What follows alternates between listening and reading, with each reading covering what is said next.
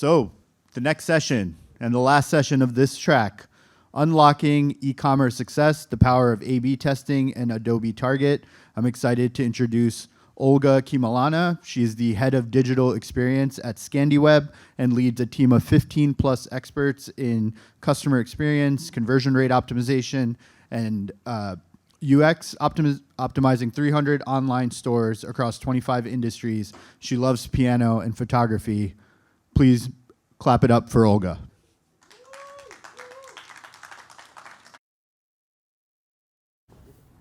And where is? Hello, everyone.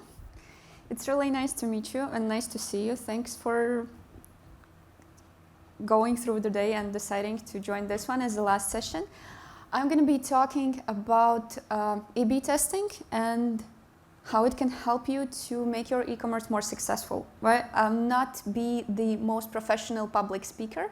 Over the last decade, I learned a thing or two about A/B testing. And I just want to share it with you guys today. So I want to start with a question and ask you guys if any of you has ever seen the checklists online that promise you the fast e-commerce stores, like fast growth. I see one hand and I see someone nodding, so probably you guys have seen those, which is good. So you're going to be able to relate to what I'm about to say next. And what I want to say is this. I often envision e-commerce success and the experience that websites provide as sort of a pyramid, where at the base you have this foundational setup, and maybe just a bit above it you have the design that already has some best practices implemented, which you usually find in those checklists. However, it does not ensure the continuous growth, and it does not ensure true success and market leadership. So it's more like based on the luck. Whether any of those best practices is going to work for you, because it does not really account for any specifics of your business or any specifics of your audience. And what I want to do today is share with you how we go away from luck to becoming the legends in e-commerce space. And you can do that by actually adopting strategic experimentation in your workflow. And that's what I'm going to be sharing with you, how we do it for our clients and what are the results. So, and before we start, I want to say that running one or two tests like once a year is not experimentation. That's just occasional testing. To ensure the true growth, you need to continuously test, and you need to make sure that you adapt it as a common practice in your organization. So, let's take a step back and make sure that everybody understands what A/B testing is and why you may need one. So starting with a funny picture, I like it because I think it represents the vibe of A/B testing very well, because everybody in the team is pointing fingers and saying that their version and their idea is going to win. But jokes aside, A/B testing is quite serious because at its core it is a scientific approach of measuring the and comparing different design versions and how they may perform. So in simple words, you launch two design versions simultaneously on a site, you collect the data, you analyze this data, and then you determine how every version affects user behavior. And apart from being a fun thing to do, A/B testing actually has a lot of benefits. The first benefit is the fact that you can actually measure your ideas and you can understand how it impacts the behavior on a site. It also fosters the continuous optimization and continuous improvements in the organization, because everybody wants to test their ideas, and this dopamine rush that you get when your idea wins, it's really cool, and you're probably going to want to go back to it, so you're going to be testing more and more. And if you lose, then, well, you are even more motivated to find a test that's going to win eventually. It helps you to make sure that your decisions are data-driven. You no longer have to rely on your gut feeling, because you can test and you can actually have numbers show you what is working and what is not. And my personal favorite is the fact that it helps you ensure that faulty ideas do not get implemented on the website permanently. So it's kind of an insurance to avoid costly mistakes in the long term. And if you're still not sure if A/B testing is worth it, I want to show you one number. and that number is 4.7 million. This is expected additional yearly revenue that was generated solely from the experimentation for the Direct Wines, which is one of our clients that we run experimentation program with. What's even cooler, we reached this number in just 9 months. So we have been running a lot of experiments, and we have launched around 40 of those. And while there has been no one experiment that contributed the most to the success, there have been different ones. Because this is about the process of learning your customers and figuring out what is working and what is not. So we've been testing the pricing communication, we've been testing different incentives, we've been testing how we're presenting checkout summaries, and even landing pages to make sure that they align with the marketing messaging that we want to say. So in simple words, we tested a lot of stuff because we want to learn as much as possible about our consumers. So if now hopefully someone is more interested into running A/B tests, let's see if you should be running A/B tests. And to do that, you need to complete this maturity test and make sure that you can check off every point that we have here.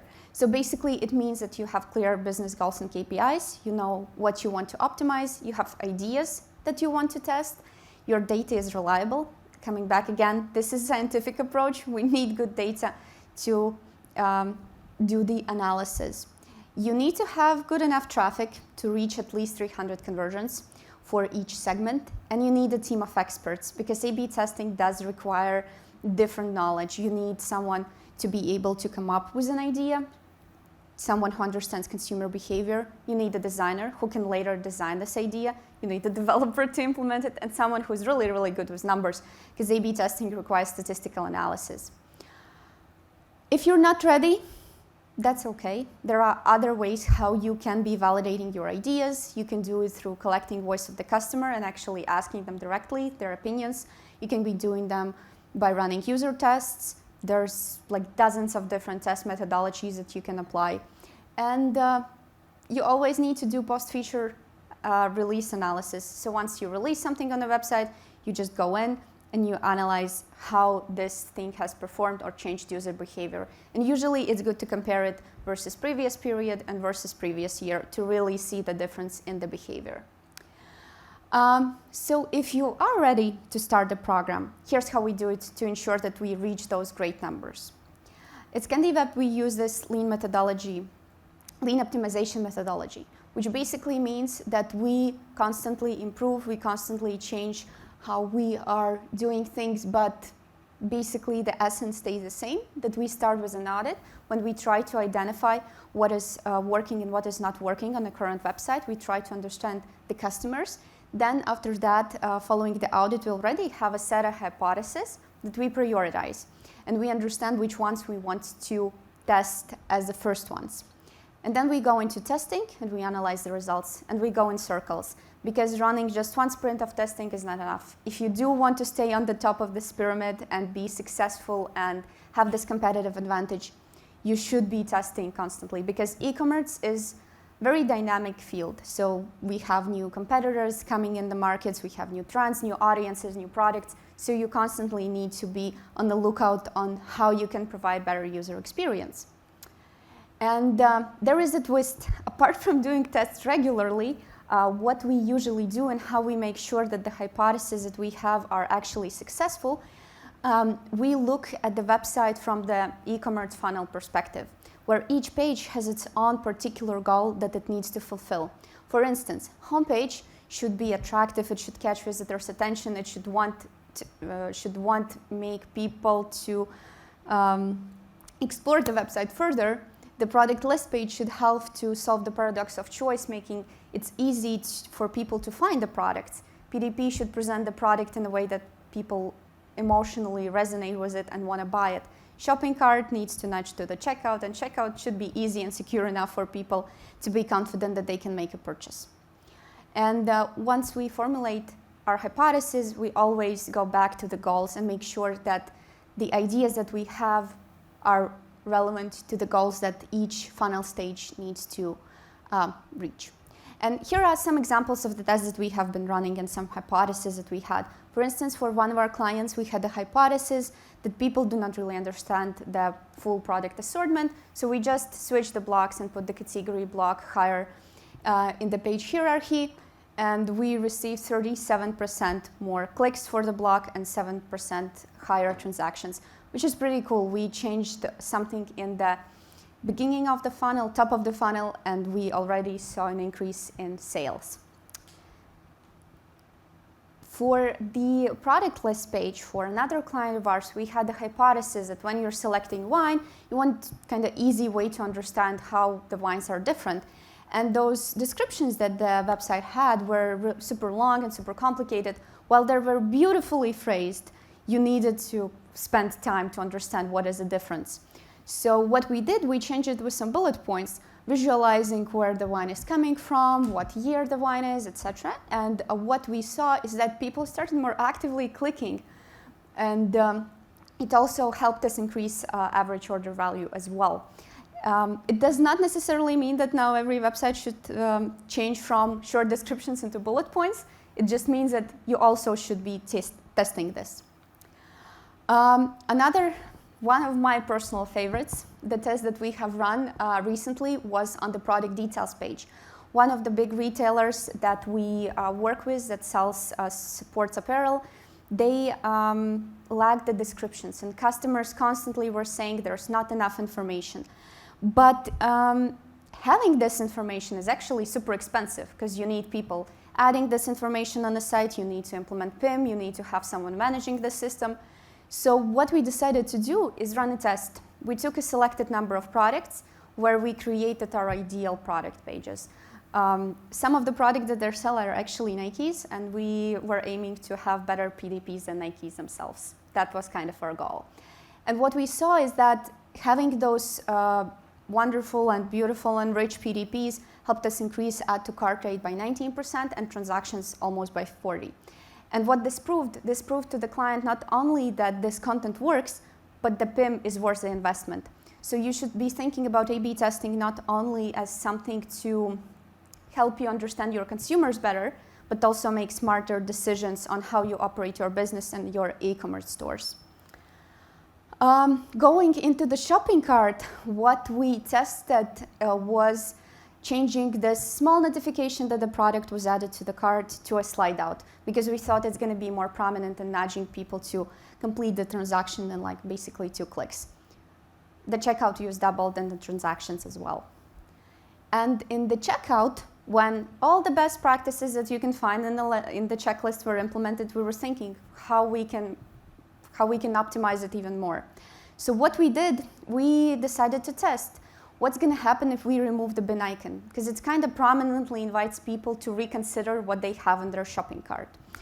And we removed it, and the results were great. We slightly increased average order value, and our biggest fear of missing some conversions because people will not be able to easily remove products to the cart was actually not true, because conversion rate increased as well. So, but you should test it. This should be tested for every store. It's not something that you should go and apply right away. Here's a bit more to inspire you on what you can be testing and how you can prioritize it. You can be testing block sequences, visuals, copy, messaging, etc. So I recommend you to start with easy tests that could bring you high impact and then going to more complex ones. It would be wrong from me to not mention that to run a successful A/B testing program, you actually need to have a very good tool stack. Apart from clean data and good hypotheses, you need the software that's going to support you. And that's why our team loves Adobe Target. And there are 6 key reasons why we love it. First of all, it's easy to integrate with Adobe ecosystem, and for the clients that are using Adobe Analytics, it's super easy for us, because in that cases, we can dig even deeper because we already have the data. We can segment the data in the ways that we want to segment. We can analyze it even deeper to answer the questions we have about the test. It has some powerful AI features that also helps us to set the tests and target the tests to a particular audiences. We are able to to expand our testing ideas and roadmaps by running multivariate tests and multi-arm bandit tests, which are basically using this AI model that predicts which variant is going to win. And then if you know that it's going to win, the Adobe Target is going to release it to more and more visitors automatically, trying to kind of make sure that you gain as much as you can from the experiment. It's easy and it's suitable for enterprise clients. The user interface is good. Everybody on the team is able to use it, and the learning curve is quite quick. And you can also go in within the tool and check the data and how your experiment is doing. But here I'd like to give you a quick suggestion. If you see that your IDE is losing, it does not mean that it's going to lose necessarily. You need to allow the data to be collected and run the experiment for at least 2 weeks, because data sometimes and the trends can change. And one thing that I probably would want you to take away from this presentation, if there is one thing that you will remember, is that with every test, whether you win or you lose, you start to understand your consumers better. And this is the most important thing, because once you understand your consumers, this is when you start growing, and this is when your e-commerce becomes more successful. And that's basically it. 20 minutes, 21, I made it in time. Thank you so much. If you have any questions, I'll be happy to answer them, chat in the halls, or you can connect with me online and we can continue the conversation. Thank you. Does anyone have any questions for Olga before we depart? Yes? What's the source of ideas for your experiments? Do you use any specific source of inspirations? Our minds, our experienced minds. We do run audits where we combine quantitative and qualitative data to understand where are the gaps in the user experience. And then we start thinking, okay, it seems that visitors are struggling to complete this particular tasks. And then we start looking at some best practices at other competitors and trying to figure out our own way to solve for this problem. So first of all, you need to find the problem, which you do through the audit, and then you start kind of from the experience building the ideas. Any other questions? Okay. Thank you, Olga. Thank you.